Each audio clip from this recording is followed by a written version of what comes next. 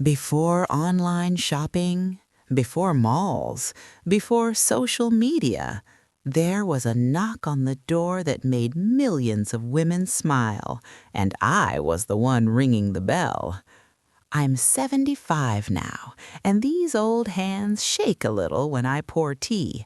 But once upon a time, they carried a shiny little sample case that smelled like roses, powder, and possibility.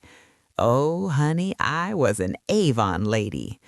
Back in the late 1960s, every Tuesday afternoon, I'd tie my hair in a neat bun, press my blue dress, and pack my case so carefully, lipsticks lined like soldiers, tiny perfume bottles clinking softly, the fresh catalog tucked on top.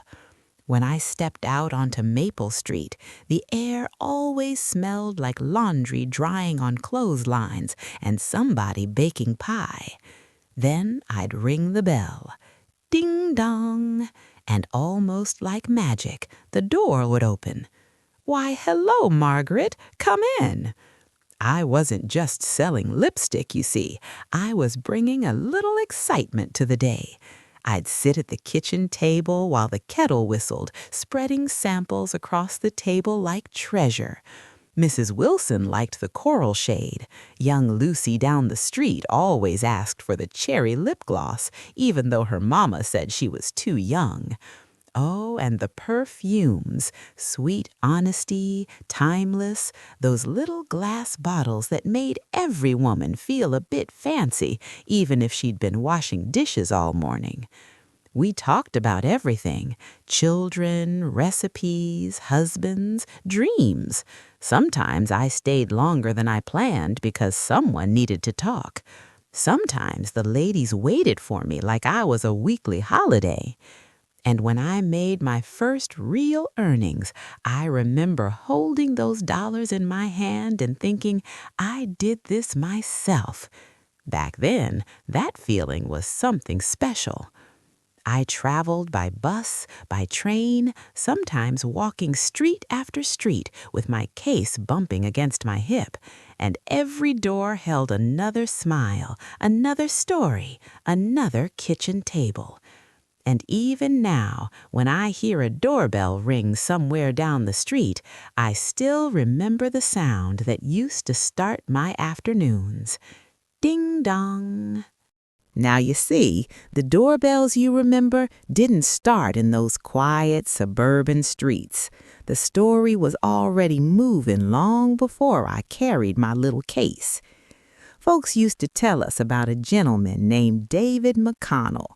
He was supposed to be selling books in New York, but the funny thing was, nobody cared much for the books. The women wanted the tiny perfume samples he handed out as gifts. That's when the idea bloomed like a rose in spring. He built a company around those scents and called it the California Perfume Company. But the cleverest part wasn't the perfume, it was the women. Instead of fancy storefronts or gentlemen in suits, he trusted ordinary women to carry the business forward. The very first was Persis Albee, a 50-year-old mother who climbed onto trains and horse buggies, traveling from town to town with courage and a sample bag. She knocked on doors the way I would many years later, smiling kindly, teaching other women how to do the same. By the time my turn came along decades later, that brave idea had grown into something extraordinary. Across neighborhoods, towns, and cities, women like me were doing the same simple thing: knocking on doors, sharing a catalog, remembering someone's favorite shade of lipstick. But what we were really sharing was opportunity. Some of us needed grocery money, some wanted independence. Some simply loved visiting people, yet together we built something enormous without even realizing it. By the 1950s and 60s, the sound of a doorbell meant something special in many homes. Ding dong, Avon calling.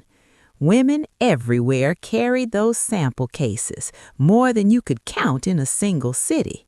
The company spread from America to faraway places I'd only seen on maps. Millions of representatives, millions of kitchens, millions of conversations over warm cups of tea. And each of us had our own routes, our own familiar streets, our own doors that opened with a smile. You know, when you spend years walking the same streets, you begin to see life in little chapters. Babies I once saw sleeping in cribs grew tall enough to answer the door themselves. Brides who bought their first lipstick from my case later ordered perfumes for their daughters. Those kitchens where we laughed and chatted became places where memories quietly settled like sunlight on the table. And oh, how the world changed. Women began working in offices and shops. Big malls appeared with shiny lights and endless shelves. Later came computers and phones where you could order anything without leaving your couch. Slowly, the afternoon doorbells grew quieter. One day, I realized something. It was no longer about the lipstick. It had never truly been about the lipstick. What we Avon ladies carried from house to house was connection. In those days, many women stayed home, and a friendly knock on the door could brighten the whole week. We remembered birthdays, favorite scents, and the small stories that made a person feel seen. I still keep my old sample case in the closet. The clasps are worn and the perfumes inside faded long ago. But whenever I open it, a little cloud of memories rises up. I see myself again, young, hopeful, walking down Maple Street with sunshine on my shoulders. And I smile, because the world may change its shops, its technology, even the way people buy their lipstick. But kindness, conversation, and courage never go out of style. So here's the lesson this old Avon lady learned after all those years knocking on doors. Success isn't only built by big buildings or clever inventions. Sometimes it grows from simple human moments. A smile, a conversation, and the courage to knock on the next door. And if you carry a little kindness with you when you do, most doors in life will open. Well, now let me tell you what those days really felt like. Every Avon lady had her own little route, like a map of friendly doors and familiar smiles. Mine started at the yellow house on Maple Street and ended 3 blocks later at Mrs. Carter's white porch with the rocking chair that creaked whenever she stood up to greet me. By the time I knocked on my 3rd door, word had usually spread. "Oh, good, the Avon lady's here." Sometimes the children would run ahead of me down the sidewalk, announcing my arrival like I was part of a parade. I'd laugh and tell them they were my best advertising. Inside those homes, the world slowed down. We'd open the catalog together, turning the glossy pages while sunlight spilled across the kitchen table. Someone would always say, "Oh my, that shade would look lovely for Sunday church." And we'd test everything. A dab of perfume on the wrist, a swipe of lipstick in the mirror, a little powder puffed softly on the cheeks. But the truth is, most of the time we were just talking.